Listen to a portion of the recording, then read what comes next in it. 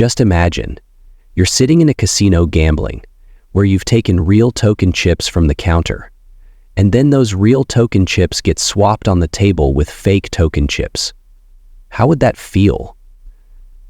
Today's story is also about one such unique scam, in which a con man exchanged fake casino chips for real ones and scammed the casino out of thousands of dollars and escaped from there. Although this fraud happened in New Jersey, USA, its links were connected to China, and when I tell you about this connection, you'll be shocked. The tournament in which this scam took place had nearly 4,800 participants, and this entire fraud was carried out right in front of the casino and so many people. But by the time they realized it, it was already too late. So who was this gambler con man? How was this clever and unique fraud executed? How did he make those fake casino chips? And was he ever caught? Knowing this will leave you stunned. The story starts in January 2014, when 2 restroom pipes at Harrah's Casino in Atlantic City get blocked. This complaint was continuously being made to the casino reception from 2 neighboring rooms, saying maybe their bathroom pipes are blocked, because water was flooding inside and the flush wasn't working either. One morning, this pipeline moved up and down the keyboard, passing to the right upper corner, from which one pipe was missing, and was flooding inside and the flush wasn't working either. Upon receiving this complaint, the casino called in a plumber who went straight to those rooms. The plumber thought maybe paper towels or a phone had gone inside and he started opening the pipes. But as soon as the pipe opened, the plumber saw something he had never seen before. Inside that pipe were hundreds of casino chips. And all of them were Borgata poker chips, worth $300,000 0 cents, i.e. about 2.5 crore rupees. These chips had completely jammed the pipe, and it seemed like someone had tried to flush them to make them disappear. Seeing this, the plumber was confused and didn't know what to do, because these chips were being used in Borgata Casino's biggest poker tournament. Anyway, the plumber called the casino manager and informed him about everything, after which the casino security reached the spot. By nightfall, the entire casino knew that something big had gone wrong. However, everyone was still unaware that these casino chips found in the pipes were just the beginning, because the person who carried out this scam was just a little distance away in a hotel room, packing his bags to escape. And yes, he did manage to escape from there. Now, the biggest question is, how did such a large amount of casino chips end up in the sewer pipeline? But before that, we need to know about the man who flushed those casino chips into the sewer line. The mastermind behind this entire fraud is Christian Lusardi, who was an ordinary man with no criminal background. Lusardi had no experience in gambling, nor had he ever committed fraud before. He was living a normal life in North Carolina. His lifelong dream was to earn a lot of money, but he was looking for a path through which he could earn maximum money in minimum time without doing any real work. Although his domestic life was already fine, he didn't like following rules. That's why he started making money through small, borderline legal work. By the 1990s, he started organizing illegal card games in different apartments, taking commission from every game. Although the income from this was low, this was Lusardi's first step into the world of illegal activity. From this, he learned that if you understand the system well, you can manipulate it and profit from it. In this way, he spent several years doing small-time illegal work. Then came the year 2000, when he decided to take his illegal business to a bigger level. This time, Lusardi decided to sell pirated CDs of Hollywood blockbuster movies. He started getting these CDs made in China and supplying them in bulk across the US. This turned out to be a highly profitable deal for Lusardi. He sold 35,000 CDs and earned $500,000, 0 cents. But this became a big problem for him. After so many pirated CDs flooded the market, federal police began investigating and eventually traced everything back to Lusardi. His house was raided and he was arrested. In the blink of an eye, his entire illegal operation was destroyed, and all the money he had earned was confiscated by the police. He was sentenced to 6 months in jail for this piracy, After getting out of jail, he had already decided that he wouldn't stop. In fact, he would take his frauds to an even higher level. Now, Lusardi had a criminal record and was already on the radar of federal police. And then he made the most wrong and damaging decision of his life. Lusardi's eyes now turned to the casino industry, where games are manipulated, casinos win, and players are cheated. He decided he would now scam the casinos themselves. Lusardi believed casinos were themselves a big scam that sold people dreams of overnight success while actually controlling the game in the background. These casinos earned billions of dollars each year from people who never had a real chance of winning.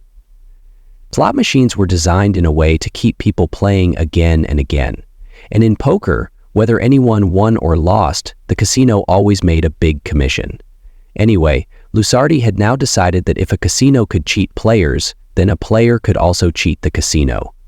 The casino he chose to target was not an ordinary one, but Atlantic City's biggest, Borgata Casino, where millions of dollars were gambled every day. So if a few fake chips got mixed in, no one would notice. Lusardi didn't make the plan overnight. The plan built itself slowly, and the whole plan was based on one foundation. He had to rob the casino without even touching the vault. Now, Lusardi's mind was always thinking of different ways to scam a casino, and then his attention went to the poker chips used in casino tournaments. Most people don't know that poker chips used in tournaments are used just for points, because they can't be exchanged for cash at the counter. These poker chips only have value during the tournament, at the table, because they're used to place bets. And that's what Lusardi was going to take advantage of. Because these poker chips, unlike regular chips, don't have RFID tags or serial numbers. So, tracking them is very difficult. Also, players change tables frequently, so no one knows what's happening at which table. Everyone's focus is only on the cards. In this entire poker tournament, this was the one flaw that Lusardi had caught, and he was about to write a new history with it. Lusardi now needed enough poker chips to be able to play and mix them with the real poker chips so that he could win the prize money. But at the same time, he also had to make sure that these chips looked completely real and perfect. Now, Lusardi's main focus was that these chips should look and feel exactly like real ones. And then, once again, he turned to the one place where duplicates of anything in the world can be easily made, and that place was China. Because Lusardi had already gotten pirated CDs made in China, he knew this whole system well. Then he started searching again for a supplier who could make him completely real-looking poker chips.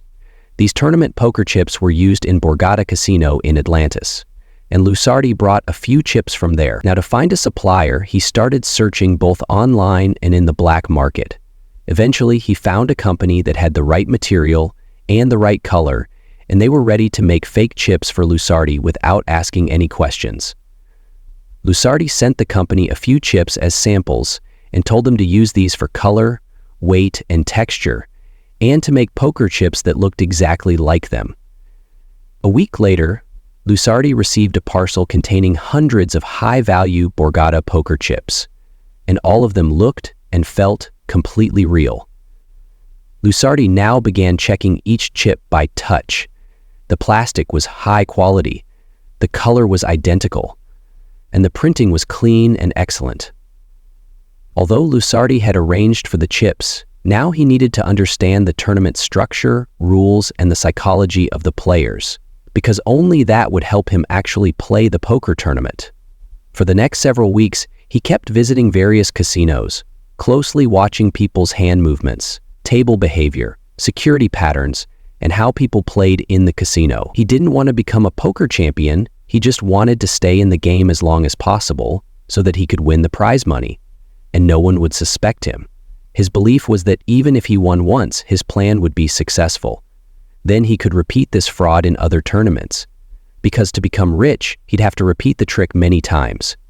Now, there were just a few days left for the Borgata poker tournament to begin, which would have 4,800 participants. and the ceremony would begin, which depended. Each person was going to place a $410.00 bet, and the jackpot prize was $1 million, 0 cents. For Lusardi, this was a golden opportunity, because among so many people he could easily circulate his fake chips and no one would suspect anything. Finally, the day arrives, 14th January 2014, when the poker game was about to begin at Borgata Casino, and thousands of players were waiting on the casino floor for it to start. This was the casino's biggest poker tournament, and Lusardi had been eagerly waiting for it, where hundreds of tables and thousands of players were going to participate. And no one had the slightest idea that one player was about to con the entire casino system.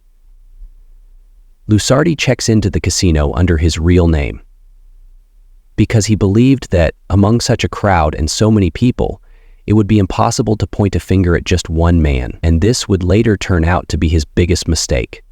Anyway, after entering the casino, he sat at his table. The dealer dealt the cards, and Lusardi took a deep breath and placed his first fake poker chip on the table. During this moment, he didn't change his body language at all and remained completely normal. And because of this, no one sitting around him realized that it was a fake chip. As soon as the chip landed on the table, it merged with the other chips, and then practically vanished on the table, which clearly meant that Lusardi's trick had worked. Lusardi focused mainly on staying in the game for as long as possible. That's why, now and then, he purposely lost small amounts so that he would seem like a real player and no one would suspect him. He was circulating small amounts of fake chips along with real ones in every bet, and by afternoon, more than half the players were already bankrupt and had no poker chips left to play with. Meanwhile, Lusardi was still playing and was throwing chip after chip on the table.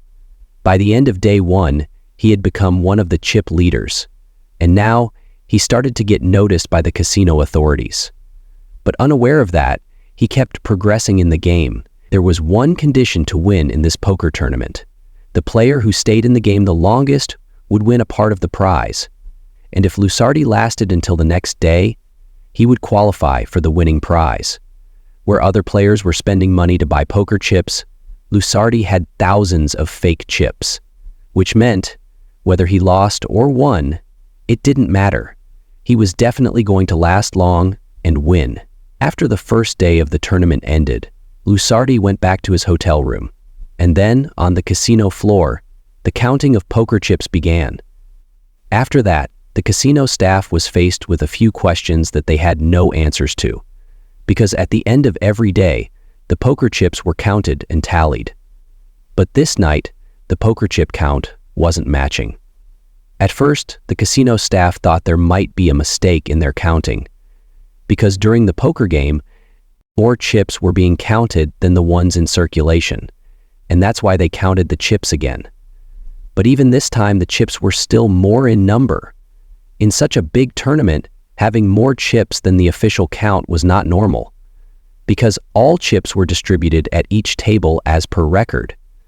But due to the issue in counting and chips being more, the casino security realized something was wrong, and they immediately went to check the surveillance camera footage. It took them several days to check this footage, where they closely examined every table in the casino, and the name that came up was Christian Lusardi. The reason Lusardi's name came up was his criminal record, when he had gone to jail for selling pirated CDs. But apart from this, the casinos had no solid proof against him. Casino security only had a suspicion that Lusardi might be behind the poker chips, and that's why they couldn't arrest him directly. Anyway, the next day the tournament resumed, and Lusardi quietly started playing in the same manner as he had the first day, although his fake poker chips were easily mixing with the real ones. Still, he was extremely alert now, because he had started sensing that some people were watching him. He felt a different kind of energy around him, but then he convinced himself that it might just be his imagination. And he focused back on his game. By afternoon, he had won $6,814.00, which meant his plan had worked. He cashed the poker chips, picked up his bag, and walked out of the casino. Although he had gotten out of the casino, one thought had stuck in his mind. that all the cameras were watching him, as if every security guard in the casino had found out about him. And by the time he reached his hotel, his hands had started trembling. His mind was stuck on one thing, that the casino had found out about him, and now he was terrified that if they came after him and checked his room, they'd find the remaining fake chips and his game would be over. After much thought, he decided to move to Plan B, and what he did next was beyond anyone's imagination. His eyes now fell on a suitcase that was completely full of fake poker chips. And it was a huge piece of evidence, containing poker chips worth almost $200,000, 0 cents. Lusardi felt that time was slipping away, and there could be a knock on the door any moment. So he decided to get rid of the chips. Though he had many options for doing this, he could throw them into the ocean, burn them in the forest, or bury them. But all these methods would take too much time. So he came up with a unique and strange solution. He took all the poker chips out of the briefcase and headed straight to the bathroom, where he started flushing small batches of chips down the toilet. These were all $1,000, 0 cents, to $5,000, 0 cents, chips. And they were all flushed in one go, as if it was no big deal. Just a short time after these chips were flushed, the pipes started getting blocked. And soon after that, complaints started coming in from the rooms to the reception. Lusardi had no idea that the pipes were getting blocked. He just quickly packed his stuff and checked out of the hotel and moved to another one. He now felt that by changing the hotel, he had saved himself, and that the police wouldn't be able to track him. But he was unaware that at Harrah's hotel, a plumber had started digging, and during the digging, he reached the main line of the blockage, and when he hit the pipe with a hammer, poker chips started coming out, which was completely shocking. About 380 Borgata poker chips came out of the pipeline, and they were in excellent condition. Seeing this, the plumber was puzzled and couldn't believe his eyes. During this time, the hotel manager called Borgata Casino and informed them about this. After seeing these chips, the Borgata Casino Authority now understood everything, why there were more poker chips than expected. They immediately declared all of these chips fake. Once this was known, they now needed to find the person who had fled the hotel room. Surveillance footage helped them here. They pulled up the guest's name from the reception entry book and checked the hotel footage. And the name that came up was Christian Lusardi. Their suspicion turned into certainty because the same person had been playing in their casino, and he hadn't returned for the third day of the tournament. Now, the search for Lusardi began, and it wasn't hard to find him, because the hotel manager knew which other hotel Lusardi had checked into after checking out. At the second hotel, Lusardi had checked in using a different name and paid in cash so the police wouldn't find him. But by now it was too late. And on January 15th, 2014, he was arrested. In this room, the police also found more fake poker chips. And soon, this news was shown on every news channel in America. Lusardi had been based at the Miniab. The combined value of the flushed chips, the casino chips, and the chips found in his room was $3,500,000, 0 cents, roughly 30 rupees, 0 pies krois. This became the biggest fake casino chips fraud in the history of New Jersey, which the casino security discovered 2 days later, and the entire poker tournament was immediately shut down. The last 27 players were equally given a share of the jackpot prize, and the rest of the losing players had their money refunded. Because of Lusardi's fraud, the whole tournament got ruined. Weeks of planning, thousands of entries, and several $1 million of loss had to be borne by the casino, all because of fake poker chips. Things got even worse when a group of players filed a lawsuit against the casino, saying their security was weak and that if they had used proper chip technology, this fraud could have been prevented. Though the case went to court, the court dismissed it by saying that Lusardi alone was responsible, and he was already in police custody. The most shocking thing was that Lusardi refused to hire a lawyer. and silently confessed to his fraud. The court charged Lusardi with creating fake chips and manipulating a public tournament, and sentenced him to 5 years in prison, along with a fine of $465,000, 0 cents, about 4 rupees, 0 pies crore. In addition, he had to pay 9,500 rupees, 0 pies, in damages for blocking the sewer pipeline at Harrah's casino by flushing the chips. In court, the judge called this fraud a real-life Hollywood comedy, and although the plan had worked, the only reason it failed was because Lusardi panicked, and in fear, he flushed the remaining chips. This fraud shows that while Lusardi was a master at planning a scam, he had no plan for how to get away with it, and in the end, he got caught. After getting out of jail, Lusardi never gave any interview, no book was ever written about him, and he quietly disappeared forever. How did you like this story? Do write in the comments section, and don't forget to like and subscribe to the channel.